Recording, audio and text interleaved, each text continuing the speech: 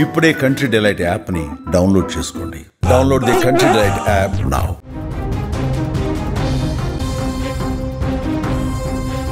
వికారాబాద్ జిల్లా తాండూరు ప్రాంతానికి చెందిన ఎల్లయ్య గౌడ్ కుటుంబాన్ని చేవెళ్ల రోడ్డు ప్రమాదం అంతులేని శోకంలో ముంచేసింది. ముగ్గురు కన్న బిడ్డల్ని కోల్పోయిన ఆ తల్లిదండ్రుల రోదనలతో పెర్కంపల్లి గ్రామం మొత్తం కూడా విషాదంలో మునిగిపోయిన పరిస్థితి. ఎల్లయ్య గౌడ్ డ్రైవర్గా పనిచేస్తూ నలుగురు కుమార్తెల్ని ఎంతో కష్టపడి చదివిస్తున్నారండి. వారిలో ఒక కుమార్తెకి పెళ్ళైంది. మిగిలిన ముగ్గురు కుమార్తెలు తనుష, సాయిప్రియ, నందిరులు బస్సు ప్రమాదంలో విగత జీవులుగా మారిపోయారు. ఉన్నత చదువులు చదివి తల్లిదండ్రులకు ఆసరా అవుతామని కలలు కన్న ఆ ముగ్గురు యువతుల జీవితాలు ఒక్క ప్రమాదంతో అర్ధాంతరంగా ముగిసిపోయింది. ఇప్పటికే వాళ్ళ అంత్యక్రియలు పూర్తయ్యాయి. ప్రస్తుతం వారి నివాసం వద్ద ఒక ఉద్విగ్న వాతావరణం ఉంది.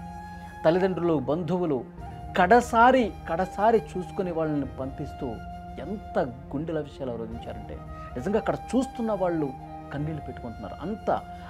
అంత బాధాకరమైనటువంటి వాతావరణం అక్కడ ఉంది.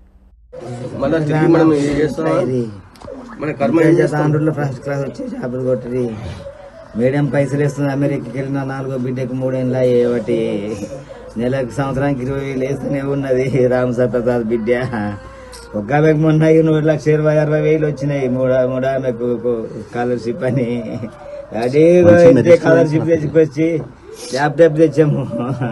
30,000 వద్దంటే 70,000 లక్ష రూపాయలు పెట్టి తెచ్చినాను ముగ్గురికి. ధన్యవాద పిల్లలు ఎదుగారు. ఒక్కరన్నా మిగిలిపోయారే ఏమైనా పిల్లలకు.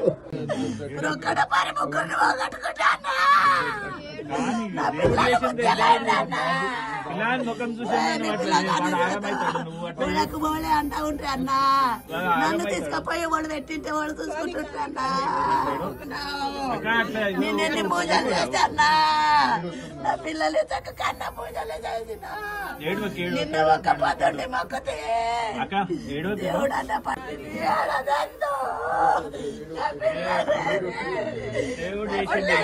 బతుకుతుంటే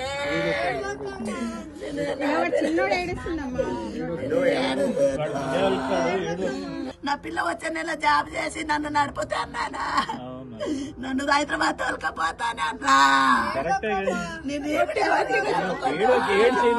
తల్లిదండ్రులు, కుటుంబ సభ్యులే కాదు గ్రామం కూడా కన్నీరు పెట్టింది.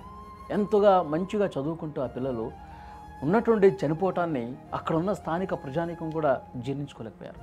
వాళ్ళ గురించి చెబుతూ కన్నీరు పెట్టుకున్నారు. పిల్లలు ఏడాదికి ఒక నాడు వస్తుంది, ఇన్ని కేళ్ళని మాట్లాడుతుండ్రు. అయితే వాళ్ళు రాకుండా మంచిగా వాళ్ళకరిస్తుంది. వాళ్ళకి ఏం తెలియదు, ఊరు ప్రపంచం తెలియదు. వాళ్ళకి అక్కడనే వాళ్ళు మంచిగా తల్లిదండ్రులు పట్టుకుంటారు. కానీ పిల్లలు 5 మంది, 4 బిడ్డలు, ఒక్క కొడుకు. అందరితో మంచిగా ఉన్నారు సార్. ఇంతవరకు ఒక్కరి పేర్లేదు అనుకో. వాళ్ళు చాలా దుఃఖపడుతున్నారు.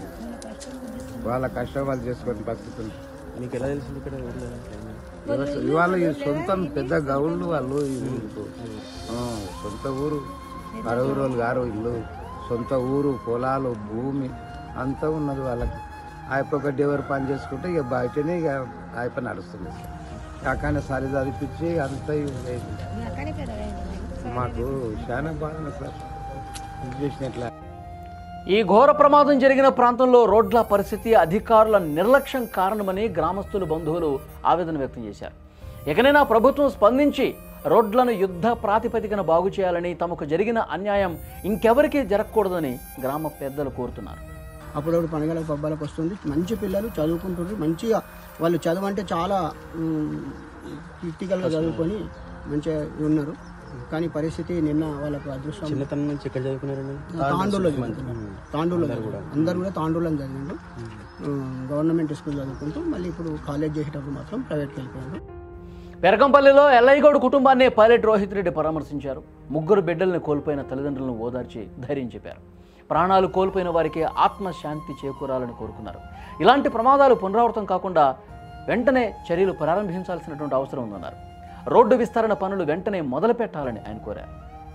ఎవ్వరు కూడా సంతోషంగా లేని పరిస్థితి. ప్రతి ఒక్కరు కూడా ఈరోజు బాధతో, ఈరోజు మా తాండూరు బిడ్డలు ఈరోజు ఇంత అన్యాయం అయిపోయింది అని చెప్పి ప్రతి ఒక్కరు కూడా దుఃఖంతో ఈరోజు అందరూ కూడా చింతిస్తూ ఉన్నారు. మరి ఈ తీరని లోటు ఈ కుటుంబాలందరికీ కూడా అసలు ఎవరు కూడా ఊహించిన విధంగా ఈ విధంగా జరగడం అనేది చాలా బాధాకరం. ఇప్పటికైనా ప్రభుత్వం ఈ రోడ్డు పనులు తొందరగా చేయాలని చెప్పి నేను ప్రభుత్వాన్ని విజ్ఞప్తి చేస్తూ ఉన్నాను.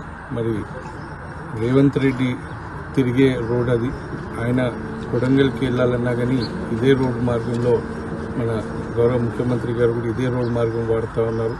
నిజంగా ఏ కుటుంబానికి కూడా జరగకూడని విషాదం ఇది. 3 బిడ్డల్ని కోల్పోయిన ఆ తల్లిదండ్రుల బాధ వర్ణనాతీతం. ఆ బాధను తట్టుకునే ధైర్యాన్ని, బలాన్ని ఆ దేవుడు ఇవ్వాలని కోరుకుందాం.